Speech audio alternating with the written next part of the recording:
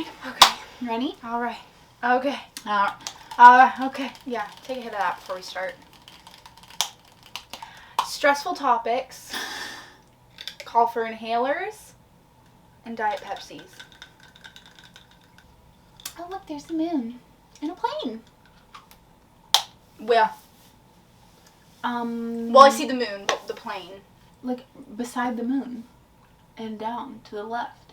Oh. I feel like Dewey. The sunset looks so pretty. Mm-hmm. Okay, ready? Yeah.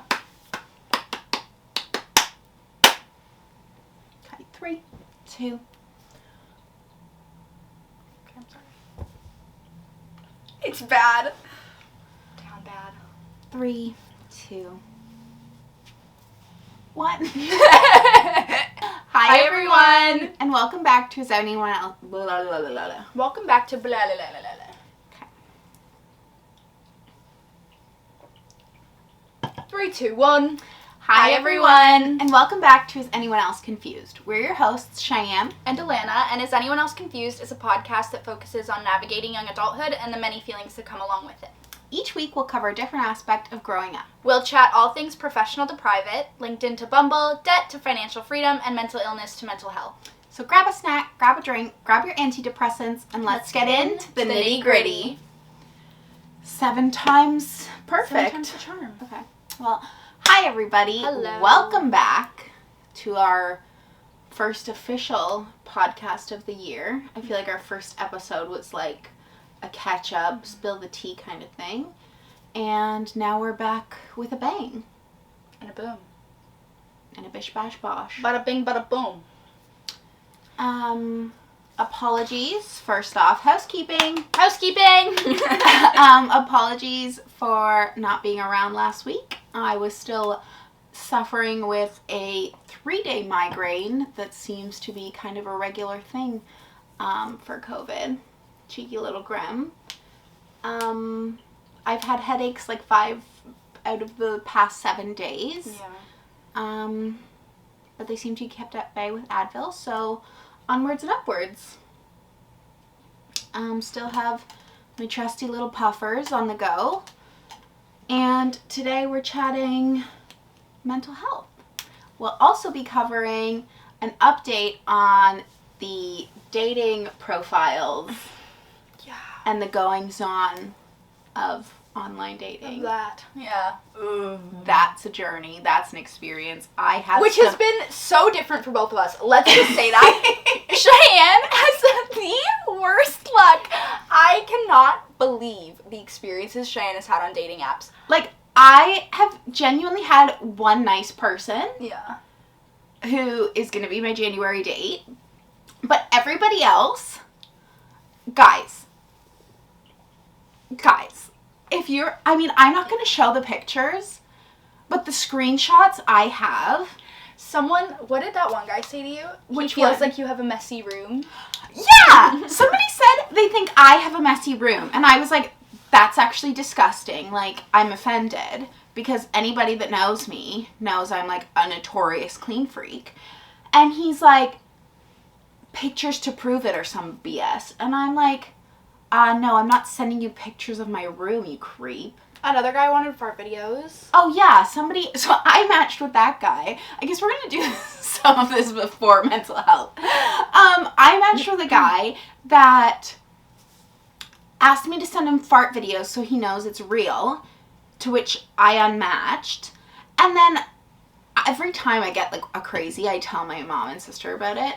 So then Alana knew about it, and a couple days later, she matched with him, and he asked her the same question. Yeah. But anyways, more on that at the end of the episode. Yeah. Today we're going to cover mental health. Yes. Mental illness? A little bit of both. I think like, sorry, I don't know why I have this like weird case of the voice hems. going on.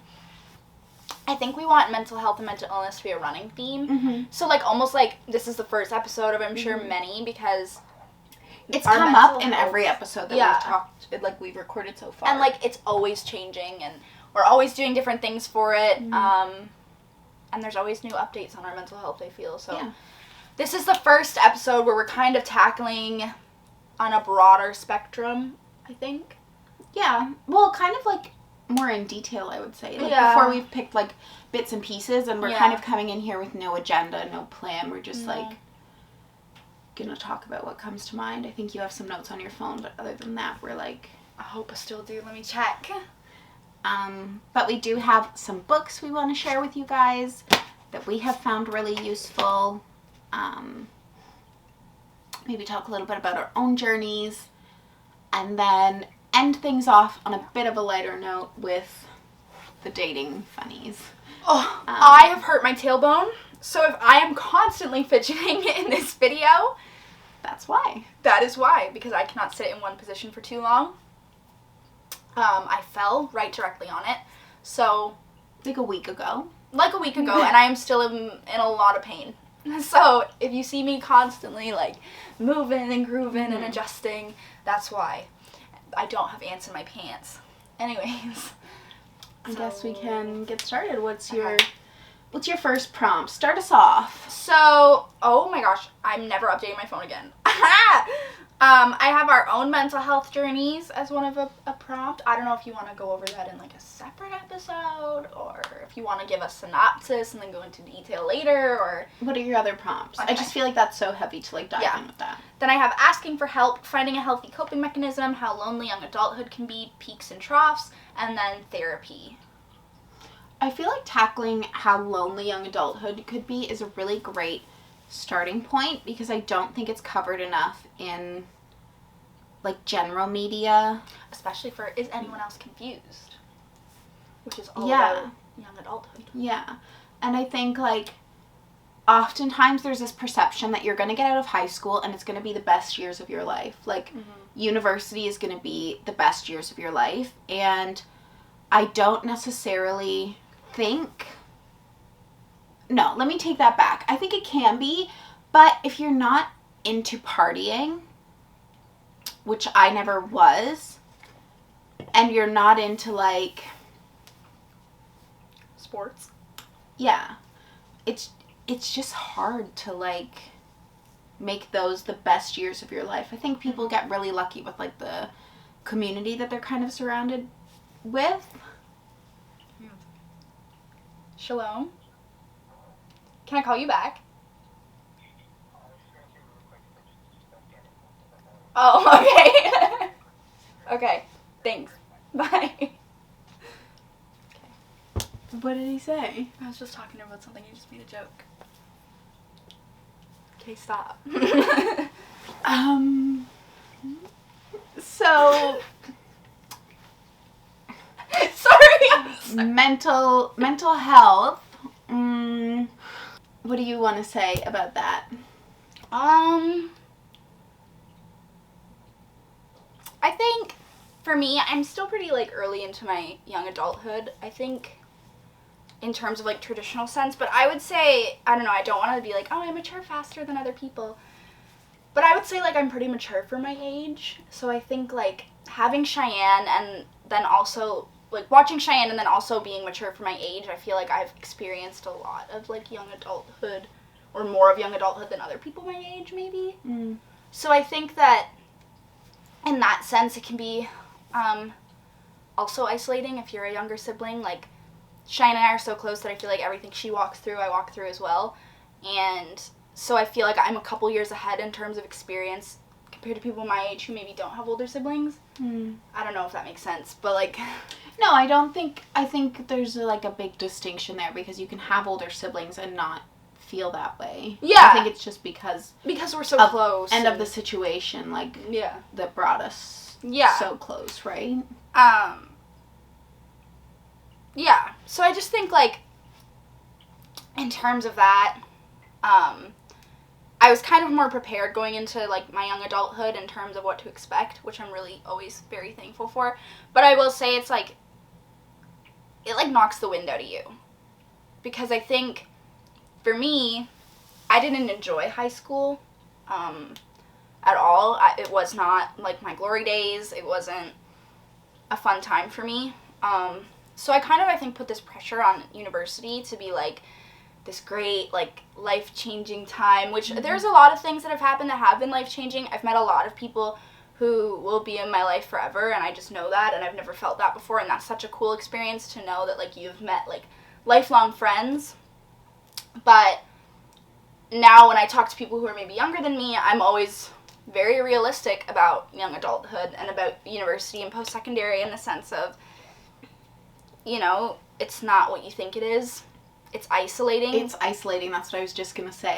It's so isolating because your whole life, you do everything with everyone, which I think we spoke about this in our post-secondary episode. Mm-hmm. Go back and watch that because we're so proud of that episode. That's like our favorite. Which, you cheeky Grems, there's like 105 views on our last episode and 22 subscribers, which is crazy because when we posted it, we only had 15. So, yeah, I think I'm very open about post-secondary and young adulthood being not what you thought it was going to be and being very isolating. And your whole life you go through and you do everything together. You go to grade 6, you go to grade 7, grade 8, grade 9, grade 10, all the way through to grade 12 together. And then suddenly everyone disperses and you're on your own. And you're in your own program, taking your own courses, doing whatever you want to do. And that can be hard. And like Cheyenne said, we're not really big partiers. I have ways that I want to go back to school once it's in person, that I plan to create a community for myself, but I mean, it took me until third year to learn how to do that. Like that. And to learn how to be like, okay, this is who I think I am at my core. Okay, these are what I think my values are. Now I'm going to go try and find that. Because you don't even know yourself in young adulthood. It's so hard to know what you want and who you want around you. Mm-hmm. Like, I did not know myself well enough to surround myself with a group of friends until this year that were good for me and that fed my soul what it needs to be fed, if that makes sense. Like, as isolating as it is, in a point of encouragement, you're going to know yourself better than you've ever known yourself coming out the other side of the depression of young adulthood. Here he comes. Hi, Snoot! Come here. Snooties. Where the boys? Oh, hi. Can I see Mommy? You want to go see Mommy's? Okay, go see Mom. Good boy. Yeah, I think that's really a key thing that not enough people talk about. It can be, oh, look at the star of the show here. Look at him. The Snoot. He said young adulthood, it's sad. Yeah, but I think it's, like, so important to recognize that those feelings of loneliness and isolation when you're going through them, like, you're not alone. No. Because so many people, now that I'm out of that, like, university experience, talking to other people that have gone through it, they're like, yeah, like, nobody prepared me for how lonely it could be and how... I think there's just so much pressure, especially from, like, academia and from, like, movies. Like, everybody makes it so that when you get to university, like, it's all gonna be, like, everything you've ever dreamed of. Yeah. And then you get there and you're like, okay, but I'm poor, like, I have to work. Yeah. And I'm not in a sorority, like, those aren't really a thing here. And if they are, like, you don't really want to be a part of one. Personally, I never wanted to be a part of one.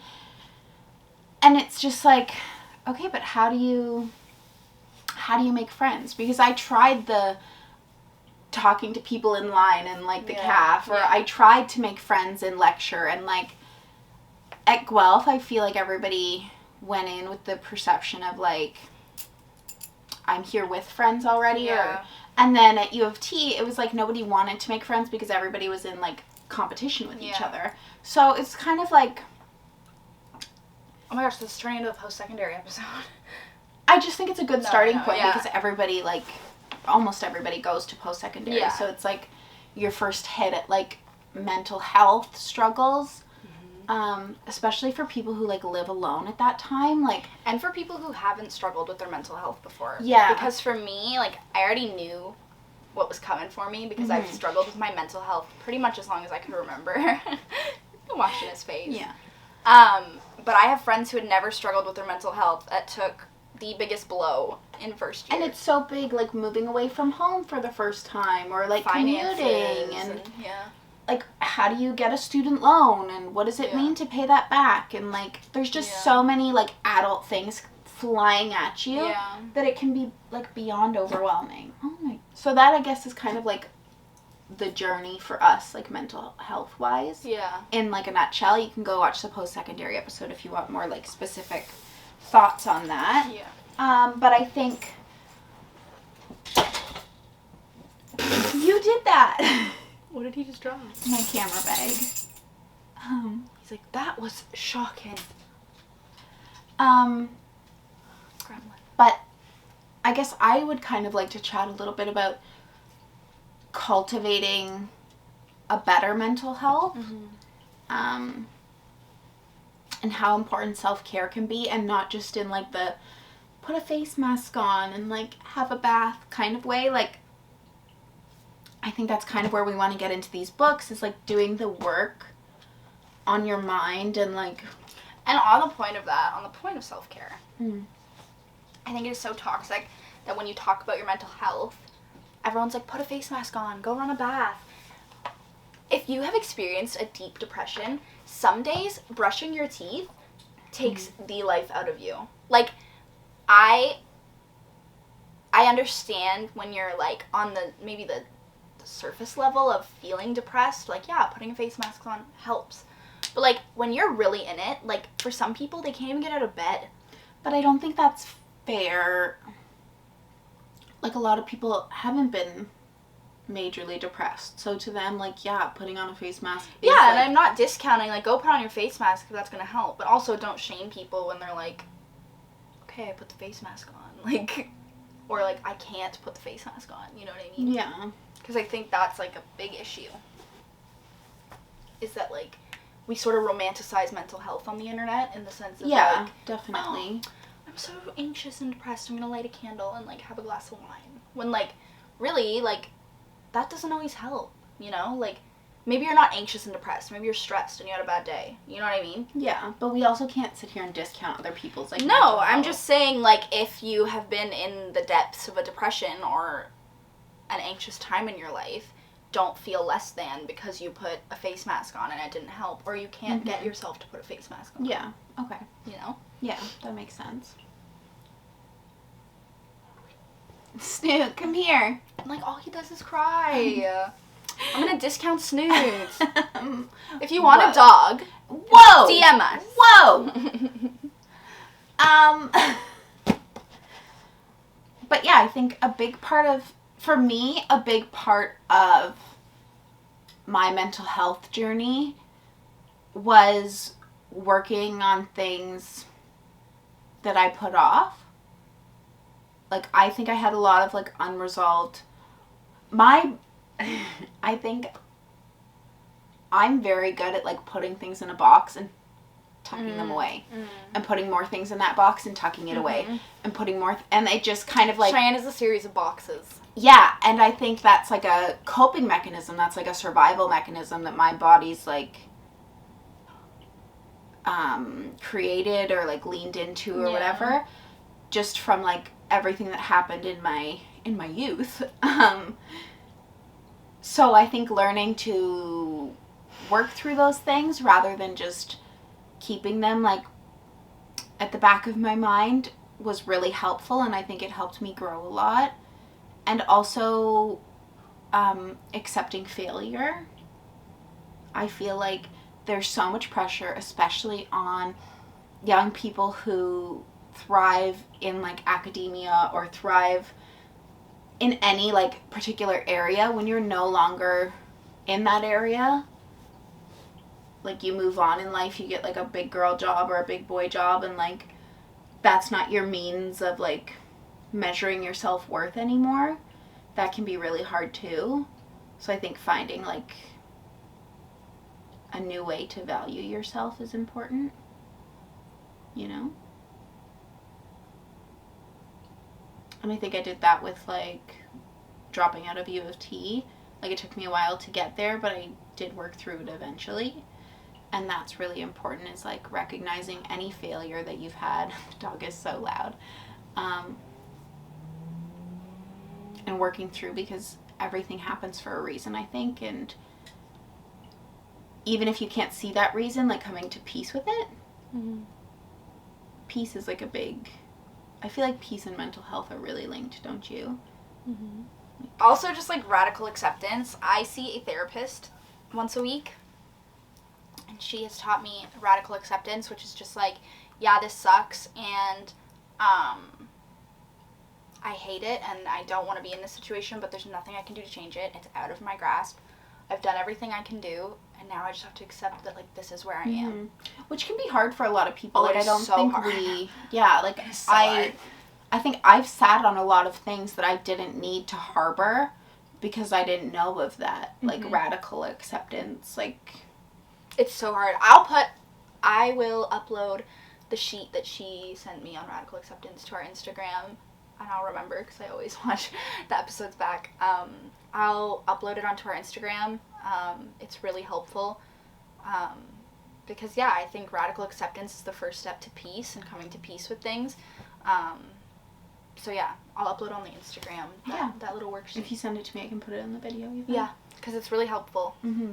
And those are, like, I think really important things of, like, healing yourself from the inside out. Mm-hmm. Because I think if you neglect your mental health for so long, it can even go so far as to affect your physical health. Yeah. And... like, you can't have one without the other, you know what I mean? You can't have a bad mental health but a great body, because eventually, like, your mental health is going to start deteriorating your body, you know what I mean? Yeah. So I think it's really important to practice both. Yeah. And find mindfulness kind of through trial and error. Like, for some people, it's just going for a walk and that's enough. But for other people, it's like trying walking, then trying journaling, then trying, I don't know, dancing. That, you know, like... mindfulness was a journey for me. And just because you found what works now doesn't mean it's going to work forever. Yeah, exactly. But, like, yeah, finding that thing that works for you, that is exhausting. That's hard. That is so hard. Yeah. And so, like, discouraging when you're in it. Like, you're like, wow, I'm never going to get better. Yeah. Sorry, guys, I yawned. What else do you want to talk about? Do you want to go through our books? Yeah. Okay. So we've pulled a small selection of books that we found very helpful to our mental health journeys and to healing. I think I especially have, like, a lot of healing to do and that I've done, and I feel like a great way to kind of sit and reflect is, like, with a book, you know? Sometimes, like, your whole family can say one thing, but it doesn't click until you read it on the page, you know? So, do you want to go first? I feel like I've been talking a lot. I didn't bring it because it is stacked away in my books. But one book that's really great if you have a lot of family trauma or intergenerational trauma in your family is It Didn't Start With You. Maybe we can put, like, a screenshot of the cover up here or something. I don't know. That's a great book. I don't really have much to say on it. It's quite academic, so if that's not really your speed, I totally get it. It's really an exhausting read, to be honest with you, but really validating if you come from a family with a traumatic background or a lot of trauma intergenerationally. So. And yeah, I was just going to say, like, it's not just about, like, your childhood. No. It's about unpacking, like, the childhood of, like, your parents and your grandparents and, like, your aunts and uncles and how all of that, like, plays on your psyche. Yeah. But, yeah, so I just wanted to mention that one before I forgot. Really because I couldn't, it's, like, stacked away in all my books, but that was a really good one for me. Very validating. But anyways, so the first one I have is, how are we going to go about this? Because we don't want to get demonetized. The Subtle Art of Not Giving an F. Sure. The Subtle Art of Not Giving a Fuck. By Mark Manson. It is a counterintuitive approach to living a good life. I don't know if you can tell, but she's a little beat up. I read her, I think, in grade 11, and then again in grade 12, and then some point in my uni life I've read it again. It is the first book I ever went through and, like, highlighted, so it's all highlighted in here. This was a game changer for me. I don't know. This was, like, the first, like, mental health book I ever read. So, like, everything in it was pure gold because I'd never had somebody talk about their mental health like that. And it's funny because me and my friend Victoria had bought this book for each other for Christmas. I think, or for our birthdays one year. And I kind of went through it first, and I was, like, mind blown because it was also the first book that I ever read on, like, self-help or self-development, whatever.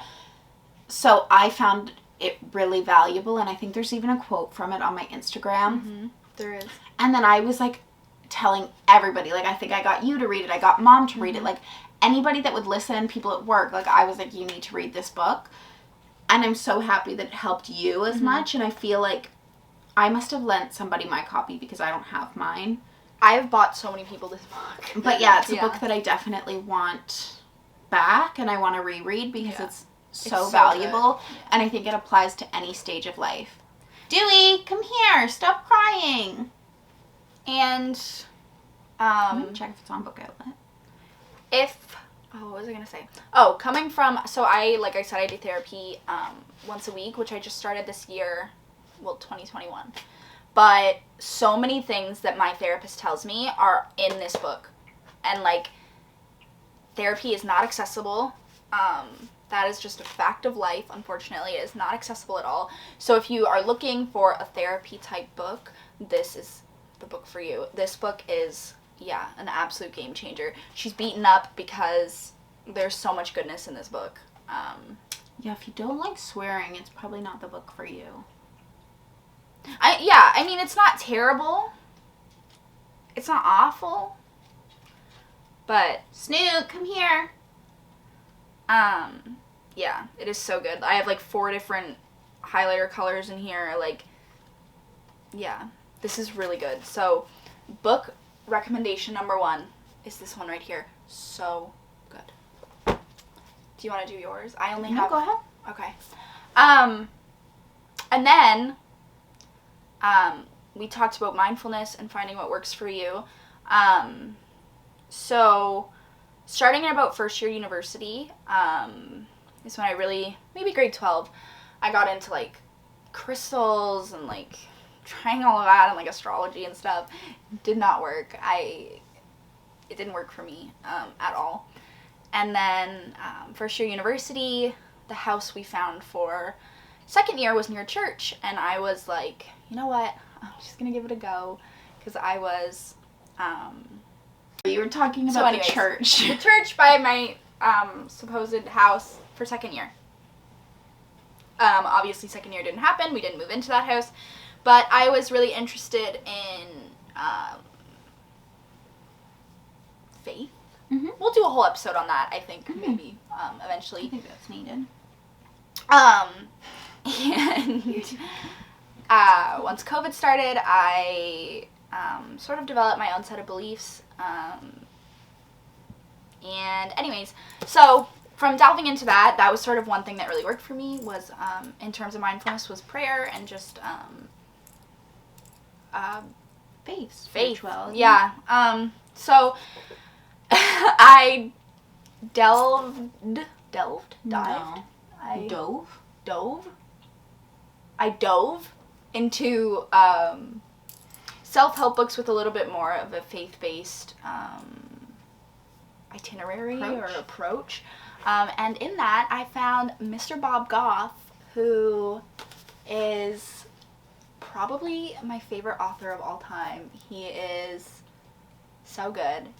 Mr. Bob Goff, if you ever see this, please hire me. I want to work for you. I love you. I love what you do. Anyways, he does Christian ministry, and his books are really great. Even if you don't consider yourself Christian, they're not like super preachy, but so Love Does is something that like absolutely changed my life, and just like spoke about treating yourself better, about treating the people around you better, and about how to live a life where you spread happiness and you are happiness and you embody love. So that's a really great book for you if you need a little pick-me-up. It's happier than, I think, like, The Subtle Art is a little bit, it's so helpful, but it kind of just, like, makes you feel, like, validated in your negativity, where I think this sort of, like, picks you up, turns you around, makes you a little bit happier. So, Love Does by Bob Goff. Love him. Do you want me to just finish them off? My last book is also by Bob Goff. And it's called Everybody Always. Something that I really struggled with was resentment in my mental health. I have a lot of people in my life who have wronged me, or I feel have wronged me, and that really took a toll on my mental health, in the sense of bitterness and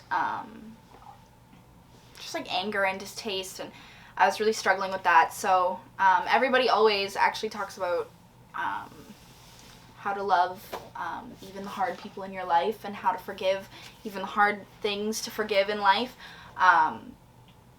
which is really helpful for me.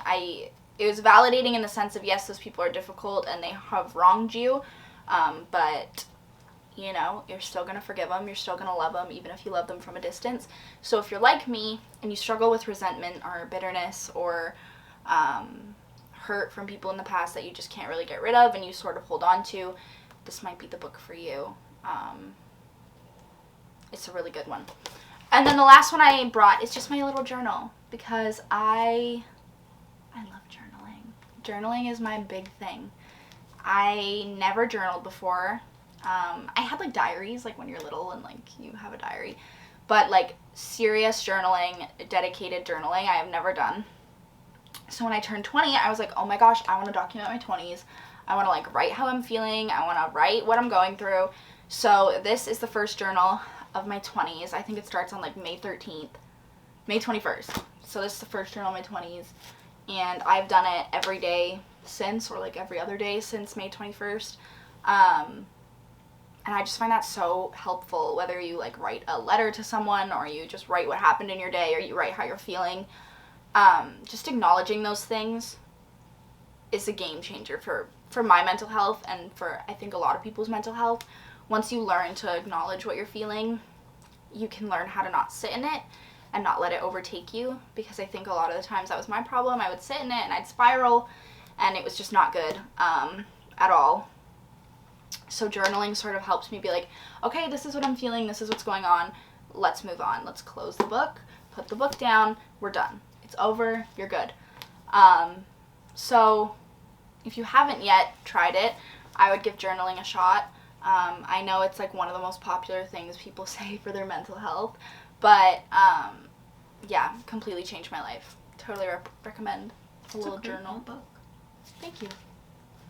Where's it from? Chapters? $10 at Chapters. It's a good notebook. Yeah, good size, good binding, hardcover, not gonna get all like loosey-goosey. No, it's what I'm looking for. Yeah, they have lots of colors. Okay, so for me, I have this little stack. It's not exhaustive, it's just what I could find on my bookshelves right now. So really quick, this one I'm reading currently. It's one of those heavy books that I can't spend too long reading it. So right now I'm doing like 10 to 15 pages a day. I'm about halfway through, because a lot of it's just like notes and research papers and stuff. It's a little bit more academic. I had originally bought a copy for one of my really close friends for Christmas, and then I was like, wow, that sounds so valid for almost anybody. So I also picked myself up a copy, and it's been heavy, but I think there is so much valuable information in here, and it's by an actual psychiatrist, and he's like top of his field. You can't even see it. Oh, there's his head. And it's just like been such a game changer for me. So this is The Body Keeps the Score: Brain, Mind, and Body in the Healing of Trauma. And this kind of covers almost any kind of trauma. Like, it covers PTSD, it covers sexual assault, it covers child abuse, it covers domestic abuse. Like, it just kind of goes over anything that you could, like, any traumatic experience that affects like the mind, brain, and body. It kind of tackles, and it's a little bit more academic than I think some people would enjoy. So definitely, if you're going to pick it up, or you're thinking of picking it up, like, read through it a bit, flip through it when you're in chapters. But I think it's really helpful, and I think like you should get a copy. Again, it's one of those books that like I've just been highlighting like full pages. The next one is Trick Mirror, Reflections on Self-Delusion by Tolentino. This is a fantastic book, I think, especially for young women. I would say is another one that I think you should read. It's basically just like a collection of essays by Gia on, I think there's like 7 or 8 of them, on like what it means to be young and like in the age of like the millennial. So like the first essay is The I and Internet, Reality TV and Me, Always Be Optimizing, Pure Heroines, Ecstasy, The Story of a Generation and 7 Scams. That one was really good.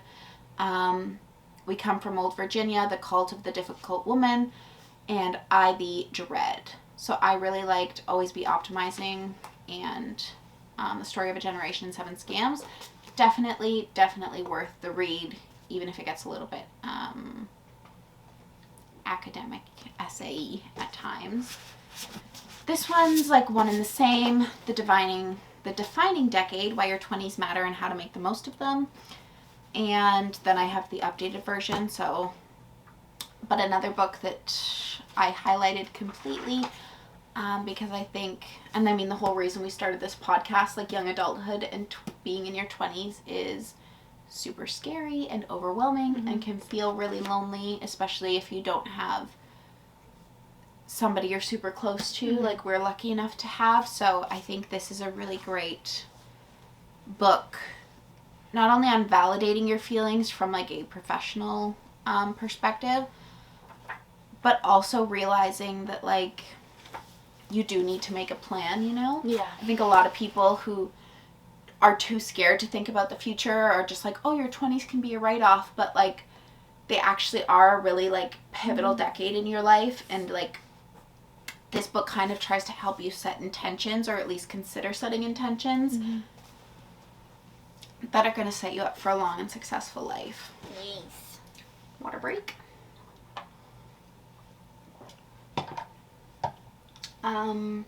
One book I haven't read yet, but is in my to-be-read pile, is It Didn't Happen to You, and that's a book between Oprah and some doctor. But I've heard really good things about that, so maybe add it to your TBR. This one is called Women Don't Owe You Pretty by Florence Given. I wouldn't say it's like groundbreaking. Yeah, like, but I think it's like really fun. Yeah. And I think, especially for people who were raised in like a conservative home, not that we were, but I think like if you're going through that like departure from like the ultra conservative life to, again, we weren't, but I know like some people, like that's so scary to like approach the real world. So I think this is really helpful. And it's just a really cool book to like have on your shelf, and like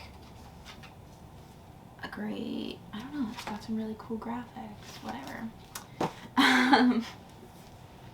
Graphics haul. And then this one I also haven't read yet, but How to Win Friends and Influence People. This is like a classic book. This is the 80th anniversary edition. But I brought this not because I've read it yet, but because I think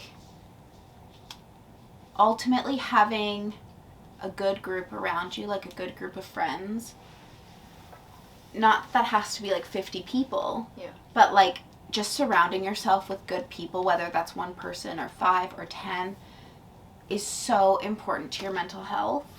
Wouldn't you say? Like, I think you really need to have a good group around you.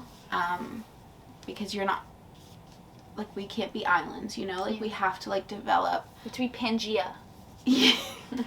Don't be an island. Be a Pangea. Which is just one giant island. Don't be a bunch of little islands. Be one big island. Pangea. Pangea.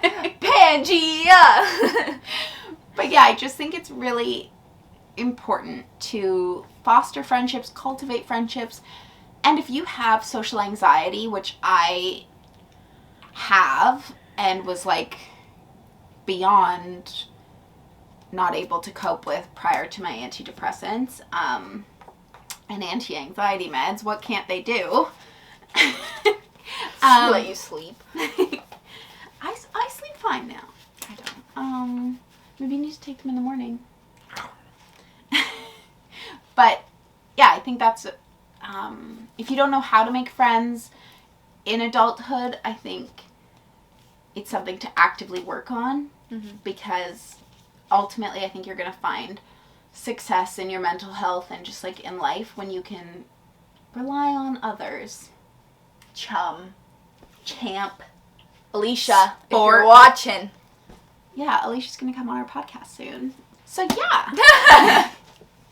That is our mental health book recommendation. Yeah. Do you have anything else you want to add?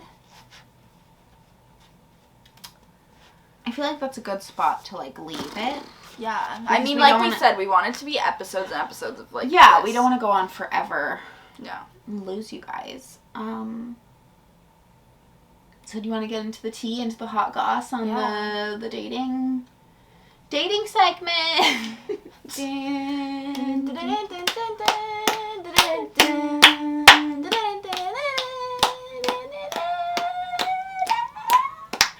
All right. Ting. Cheyenne, take it away. Cheyenne has had an experience of a lifetime. I think I've had a pretty normal like dating app experience. I'd say I had better than normal. Yeah, I would say you had like a phenomenal Yeah. dating app experience. We've had them for, well, I guess we've had them for 2 weeks, but I feel like the most happened in the first week. Yeah. So, will I queue up some photos? Do you want to talk about your experiences? I've had pretty normal experiences. I've just like talked to a couple people, met somebody I'm like interested in. I'm not gonna open the can of worms on that one yet because we don't know where it's gonna go. But not me blushing on the podcast. But yeah, I met someone I'm interested in, and hopefully we're gonna meet up soon.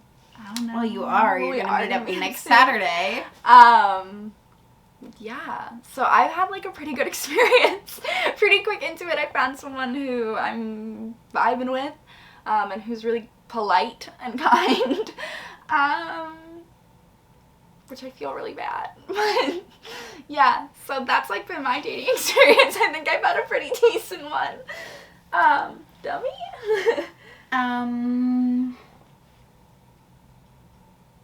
One of my prompts is green flags I look for, and I said having a Goodreads account because I need somebody that can read a book.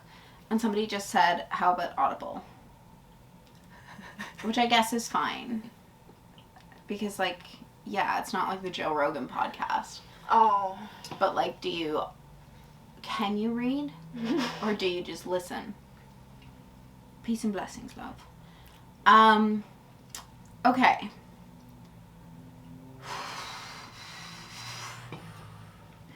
A lot happened in the first week that I wish I still had because I can't even remember some of them. Yeah, like the fart guy, I didn't screenshot that.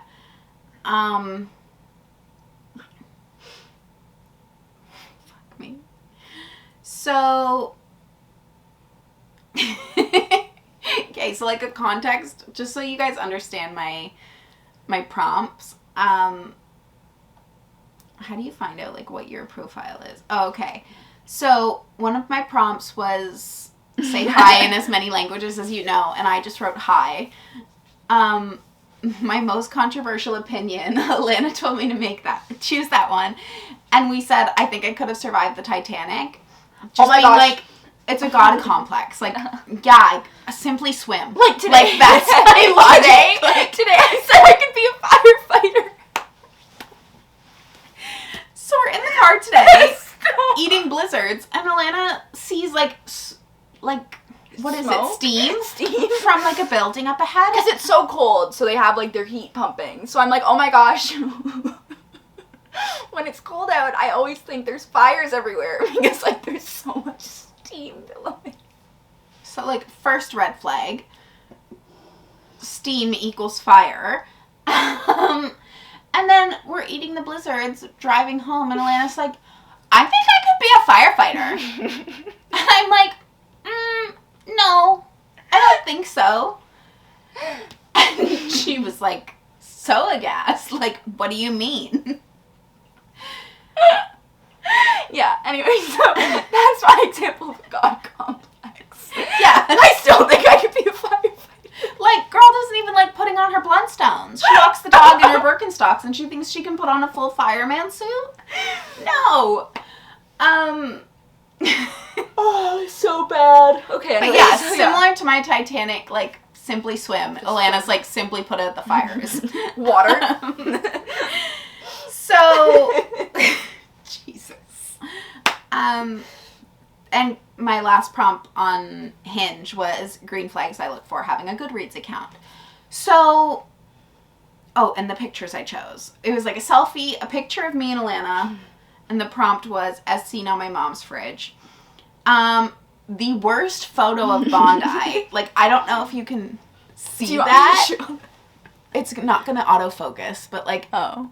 yeah, I manual focused it. He has his elbows It's like, out. yeah, and it's a fresh haircut, and he looks like he's sitting like this. Like, it's hilarious. It's his worst photo.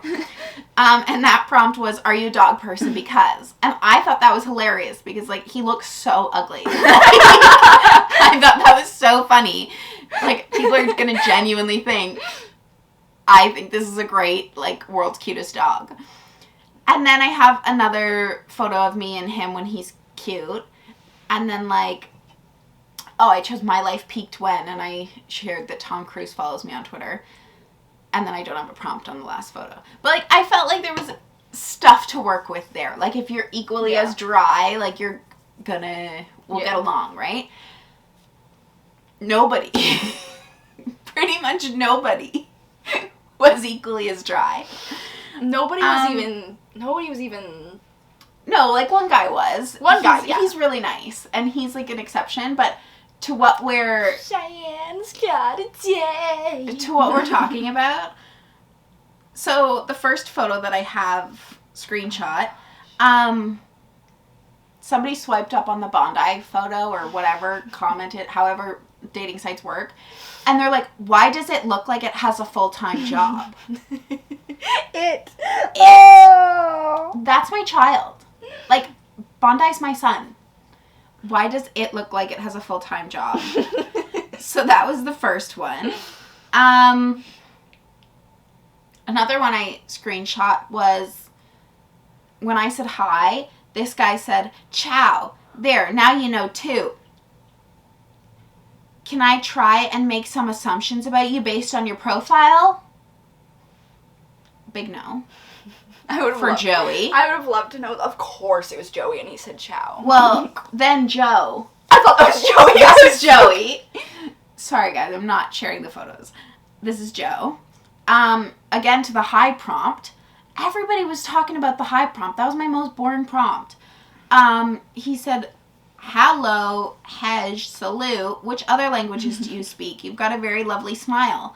Well, Joe, obviously I only fucking speak one. Like, I just wrote hi. Oh, you thought you misunderstood the prompt. A lot of people, like Tanner here, were offended by the Titanic comment. Mm-hmm. I got a lot of, well, you're a woman, of course you would be saved. Okay, Meninist. Stop, Meninist is such a throwback. That Twitter account. Like, but that's what they all are like. So this person said, okay, I'm intrigued. What's your escape plan? And it can't be relying on the save the women and children rule. It's not. I would just simply swim. Like, that's my God complex. Gregory. He put a full multiple choice quiz in his prompt. Which of these desserts would you like the most? A, cake, B, cheesecake, C, ice cream, D, chocolate covered strawberries, or E, cookies? Okay, Greg. That takes effort too. Like, he has to copy and paste that from his notes. He must. This guy was matched with both Alana and I. Did you want to read that one? So he said, Mommy, sorry. Mommy, sorry. Mommy, sorry. It's too much. And here I am, It's like, too much. I met someone. Aww. Justice. We're not even going to talk about Russell. No, we are going to talk about Russell. Once again, on the Titanic comment, comes 50-year-old Russell. He's literally 50. I think I could have survived the Titanic. That was the prompt. And he said, Cheyenne, why? No good at going down? Somebody come get your dad. He's on Hinge. Sexually harassing my sister. Fuck, I am half your age. Leave me alone. Who? Oh.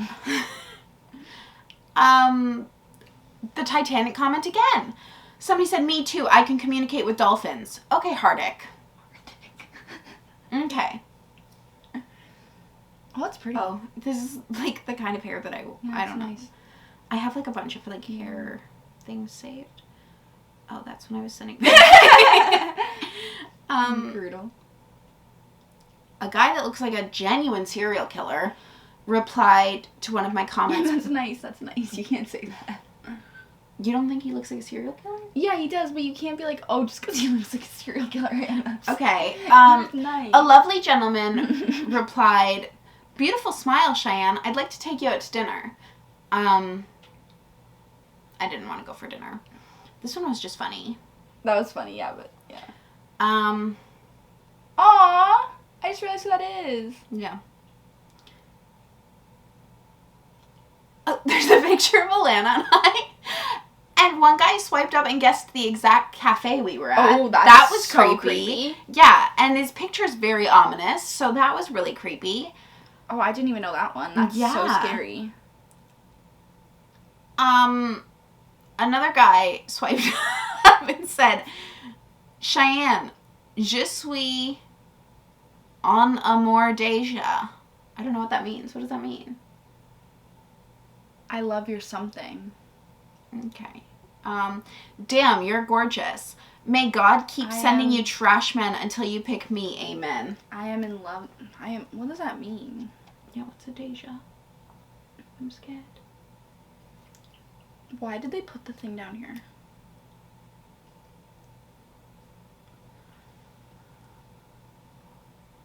My French is just deteriorated. Yeah. I'm in love already. Oh. Yeah, I'm in love already. Well, I wasn't.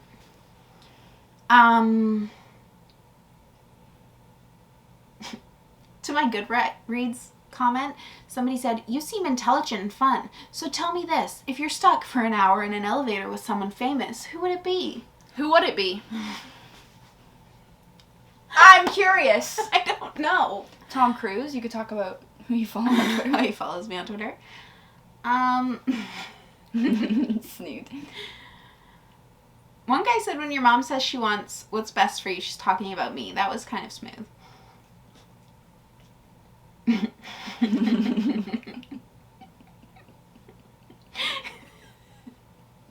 One guy, the picture says it all. But I obviously didn't put my real location because I don't want to get kidnapped. So he swiped up and he's like, go Spring Valley! Where is that? Spring Valley! Where is that? Oh, Christ. Oh, this guy is just funny. Oh, me.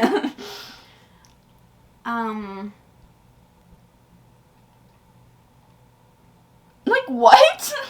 Yeah, to the Bondi photo, somebody said, did you try to sneak home at 2 a.m. smelling like pot?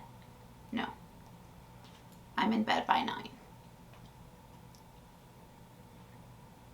9. Like, Robert shot his shot. Aw, he's sweet. It's just the picture threw me off. Snooze. Oh, dummy. Must say, you're honestly one of the most beautiful women I've ever seen on here. Oh my gosh, I got him too! Did you? Yeah. I sent you that this morning. And the rest are just pictures that I'm not gonna show. Yeah. Cheyenne's Cheyenne's had a tough time on Hinge. I have had, like, I'm talking to one guy. He's really, really nice. Mm-hmm. Really cool. That's about as much information as you're going to get from me. Both of us being like, yeah, a little bit of something. But Alana's really, like, gone 0 to 60. Like, her and this guy are phoning each other all the time. They're literally texting all the time. But he's older than I am. So, For like a couple months. He's 25, she's 20. Which is fine. Yeah, he's just having a little bit of an existential crisis about it. He might watch this. That's fine. I don't know what his thoughts are about that. He's really sweet, though. He's really sweet. He's really, really nice. If you're watching, very grateful I had this experience with you and not Cheyenne's experience on Hinge. Yeah, there's so many more stories that I want to tell you guys, but I just can't think of them. Yeah.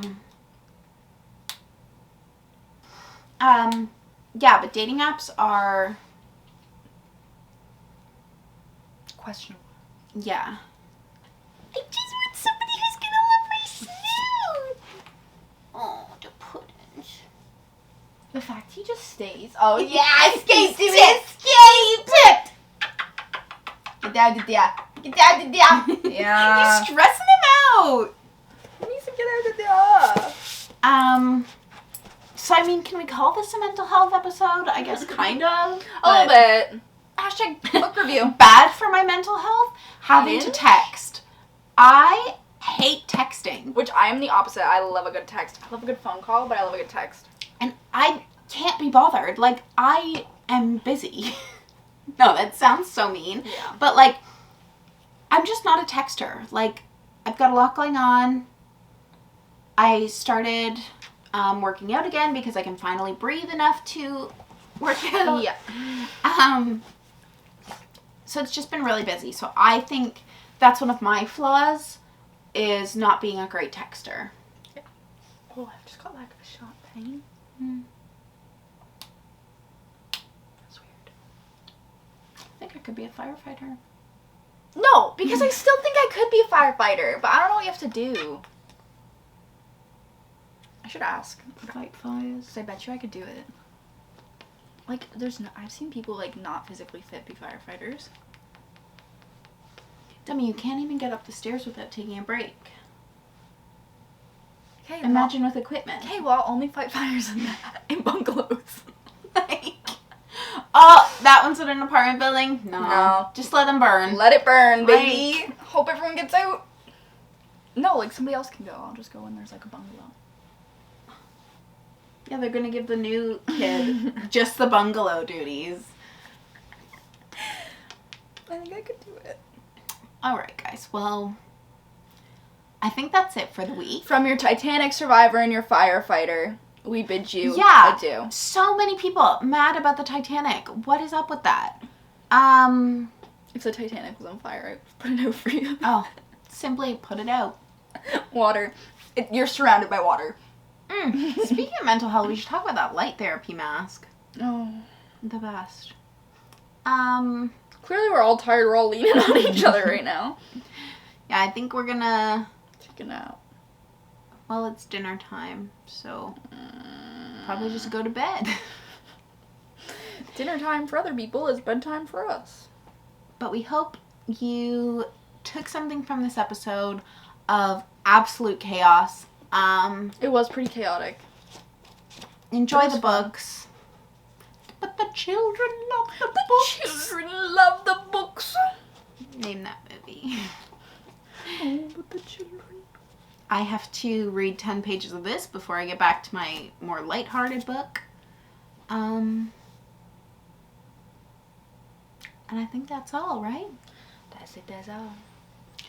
So, in case no one's... Oh, no. I love ya. I love ya. And in In case case no no one's one's told told ya, ya, we love ya. Bye, guys. Au revoir. If your house catches See fire, you. give me a Don't call Lana. call the fire department. That's nothing to joke about.